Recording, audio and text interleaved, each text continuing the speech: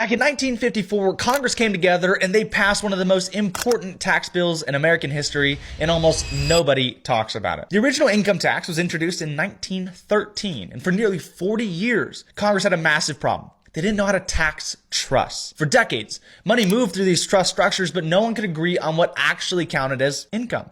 There was no clear rule, no consistent framework. So in 1954, Congress came together and they stepped back in. They passed what we now call Subchapter J of the tax code. On the surface, it looks boring. It's just the section that talks about trusts. But buried inside of Subchapter J was a quiet admission. Congress admitted they couldn't define income inside of irrevocable trusts on their own. So instead of forcing a federal definition, they made a different choice. They said, hey, we're just going to follow fiduciary law. In plain terms, it means the rules of the trust and the law of the state come first. The federal government comes second. That single decision changed everything. Because now, trust income wasn't being defined by politicians or federal agencies. It was being defined by the fiduciary of the trust, the trustee. And Congress understood exactly what they were doing. They understood trusts because they used them. They were trustees of family trusts and estate trusts, long-term structures designed for generations. This wasn't about breaking the law. It was about writing the law around their fiduciary structures. That's why this history makes people uncomfortable, because most people were taught that the IRS decides everything.